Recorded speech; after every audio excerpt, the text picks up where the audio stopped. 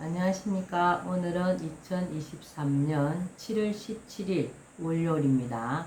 오늘은 재헌절이네요. 네, 저희들 저번주 토요일날 하늘궁에 잘 다녀왔습니다. 감사합니다. 오늘은 85페이지 박예정신 읽어보겠습니다. 소위 죽음. 15살 되던 해 나는 서울로 올라갈 결심을 하고 계령에 옮겼다. 7살 때 만났던 스님의 반드시 서울에 올라가야 한다라는 말을 잊지 않고 있었을 뿐 아니라 초등학교 6학년이었던 13살 때 그동안 한문과 유학을 가르쳐 주셨던 서당 훈장님이 돌아가신 데다 초등학교 졸업 후 중학교에 들어가지 못해 학업이 중단된 상태였기에 서울로 올라가 배움을 계속해야 한다는 생각이 늘 내리를 떠나지 않고 있었다. 그러던 어느 날 20리길을 걸어 중학교를 다니는 마을의 초등학교 동기생들이 논두렁에서 새 꼴을 베고 있는 나를 찾아왔다. 그들은 6년간 전교 1등을 하고도 중학교에 못 가고 이슬에 흠뻑 젖은 채 다 떨어진 옷을 입고 새벽 일찍부터 밭두렁과 논두렁에서 풀을 베다 그들과 마주치곤 하는 내 모습을 안타깝게 생각하였던지 서울에 올라가 공부할 것을 종용하며 내 손에 들려있던 낫과 쥐고 있던 지게를 뺏고는 다 같이 모았다면서 신문지에 싼 돈을 내밀었다. 나는 고맙기도 하고 부끄럽기도 하여 눈물이 핑 돌았다. 그런데도 나는 일손이 부족한 양아버지가 걱정되어 쉽게 떠나지 못했다. 그러다가 마침내 그곳을 떠나기로 결심하게 되었는데 그것은 어릴 적부터 키운 소의 죽음 때문이었다. 어느 날 양아버지가 비쩍 마른 송아지 한 마리를 사오셨다. 그런데 소죽을 끓여주어도 먹지 않고 일어서지도 못했다. 나는 양부모님 몰래 내 보리밥을 절반 정도 들어 소죽에 넣어 송아지에게 주어보았다.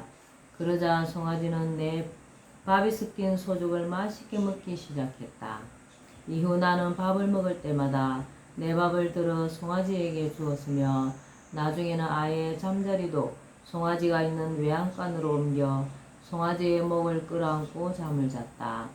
싸늘한 내 방보다 지푸라기를 도톰하게 깔아놓은 외양간에서 송아지의 목을 끌어안고 자는 것이 훨씬 따뜻하고 편안했다. 그리하여 송아지와 나는 친구처럼 서로 마음이 통했고 서로를 의지하며 지내게 되었다. 송아지는 무럭무럭 자라 어른소가 되어 농사철이면 쟁기를 끌어 논밭을 갈았다. 양아버지가 소한테 빨리 가라고 잡은 줄로 엉덩이를 때리면 소는 마치 자신을 구해달라는 듯 나를 흘끗 쳐다보았다.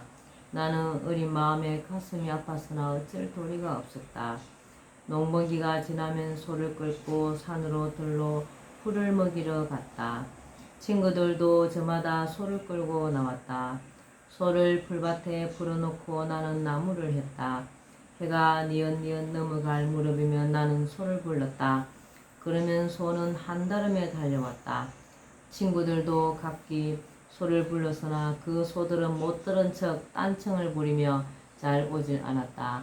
나는 내 소를 앞세우고 나무찜을 진 채 유유히 집으로 돌아왔다. 문제는 우리 소가 송아지를 낳은 것이었다. 그날도 나는 풀밭에 소를 풀어놓고 나무를 하고 있었다. 그런데 소 엉덩이에서 뭔가가 떨어지는 게 아닌가. 나는 소가 죽은 줄 알고 발을 동동 굴렀다. 알고 보니 떨어진 것은 송아지였다. 언제 임신을 했는지 송아지를 낳은 것이다. 얼마 지나지 않아 양아버지는 송아지만 남기고 어미 소를 팔려고 하셨다. 소를 끌고 대문 밖으로 나가려 하자 소는 버둥대며 나가지 않으려고 했다. 다리에 힘을 준 채 송아지를 쳐다보며 엄매 하고 울었다. 새끼를 두고 자신이 팔려간다는 것을 안 것이다. 많이 맞아야 비싼 값을 받는다며 양어머니가 부지깽이를 가져와 사정없이 소 엉덩이를 때렸다. 나는 소를 끌고 가는 양아버지 뒤를 몰래 따라갔다. 소가 끌려간 곳은 도살장이었다. 두 사람이 나와 소를 맨 줄을 건네받아서 큰 기둥에 바짝 묶었다. 나는 기회를 봐서 소를 풀어주려고 그물 뒤에 몸을 숨기고 숨을 죽이며 지켜보았다. 그런데 두 사람은 어딜 가지 않고 도끼를 가져오더니 한 사람은 소를 붙들고 다른 한 사람은 도끼로 우리 소의 머리 가운데를 내리쳤다. 소는 피를 흘리며 그 자리에 풀썩 주저앉더니 그대로 쓰러졌다. 충격을 받은 나는 마구 달리기 시작했다. 집으로 돌아온 후 나는 떠나기로 마음먹었다. 일손이 부족한 양아버지를 두고 차마 떠날 수가 없어서 차일피일 미루고 있었는데 이제 아무런 미련이 없었다. 정든 시골을 떠나던 마지막 날 저녁 나는 외양간으로 가서 죽은 소의 새끼인 송아지의 목을 끌어안고 소리 없이 울었다. 죽도록 주인을 위해 논밭을 갈며 송아지까지 낳아주었는데 새끼와 함께 살지도 못하고 도살장으로 팔려간 소의 운명과 인간의 배은망덕이 원망스러웠다. 나와의 이별을 모르는 채 나를 물끄러미 쳐다보는 송아지와 영원한 이별을 하며 나는 처음으로 사람의 비정함을 느꼈다. 나무를 하러 갔다가 절에서 읽은 글귀가 생각났다. 동물을 죽여 그 피로서 신의 제단에 제사를 지내는 자를 보며 석가가 말했다. 그대가 행복해지기 위해 다른 생명을 불행하게 하는 것은 옳지 않습니다. 모든 생명은 그대와 같이 살아있기를 원합니다. 자기를 위해 남을 해치는 것은 이기주의입니다. 그러한 자는 일생 동안 불행한 결과를 받게 됩니다. 짐승의 피를 요구하는 신은 좋은 신이 아닙니다. 만일 그대가 모든 것을 향해 사랑과 친절로서 대하면 신은 저절로 그대를 돕게 될 것입니다. 아픔을 묻고 서울로 나는 집을 나섰다.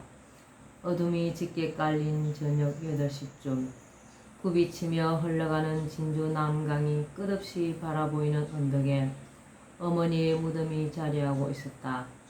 그동안 공부한 한문책과 독학으로 배우기 위해 샀던 중학교 교과서와 일기장이 전부인 보따리를 어머니 산수 옆에 놓고 절을 하고 무릎을 꿇은 채 어머니의 무덤을 바라보았다.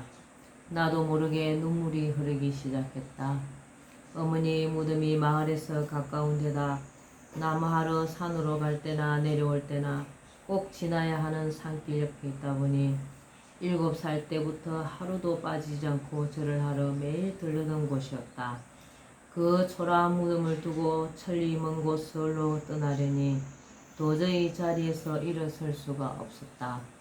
친구들과 나무를 하러 가고 올 때마다 친구들을 기다리게 해놓고 어머니 무덤에 절을 하는 것을 보고 친구들이 흉을 보기도 했지만 나는 꼭 살아계신 어머니를 보는 것처럼 즐겁기도 하고 우울하기도 했다. 비석도 없이 묘의 봉분이 다 가라앉다시피 했으나 나는 진달래, 철쭉 등 온갖 꽃들을 어머니 산소 주변에 심었으며 때때로 잡초를 뽑았다. 어머니가 추울까봐 어머니 무덤 주변에 갈림나무로 울타리도 만들었다. 나무를 해오다 잠깐 무덤 앞에 앉아 멀리 노을에 물들어가는 지리산을 굽이굽이 감싸며 흘러가는 진주 남강과 끝없이 펼쳐진 하얀 백사장 옆 파란 대나무 숲과 마을에서 올라오는 저녁 연기를 바라볼 때면 갈림나무에 둘러싸인 무덤에서 어머니가 금방이라도 나를 부르며 저녁 밥상을 들고 나올 것만 같았다. 그때마다 나는 이곳이 어머니가 살아계신 내 집이면 얼마나 좋을까 싶은 생각이 들어 마을로 내려가기가 싫었다. 나는 어머니 무덤 앞에서 앉아서 꼬박 밤을 새우고 날이 밝자 6년간 받은 우등상장을 어머니 산수 앞에 묻은 뒤 무덤에 흙을 조금 파서 보자기에 쌌다. 서울에 가서 무엇을 하든 어머니를 생각하기 위해서였다. 20열이 떨어진 반성이라는 곳에 기차역이 있었다. 전날 저녁과 아침밥까지 굶고 반성을 향해 걸어가면서 나는 정든 고향의 산천과 어머니 무덤 쪽을 수없이 뒤돌아보았다. 눈이 부어서인지 눈물 때문인지 앞이 잘 보이지 않았다. 네. 오늘은 난세의 영웅 흑행령은 아십니까? 여기까지 읽겠습니다. 감사합니다. 오늘도 즐겁고 행복한 날 되시기 바랍니다. 흑행령 흑행령 흑행령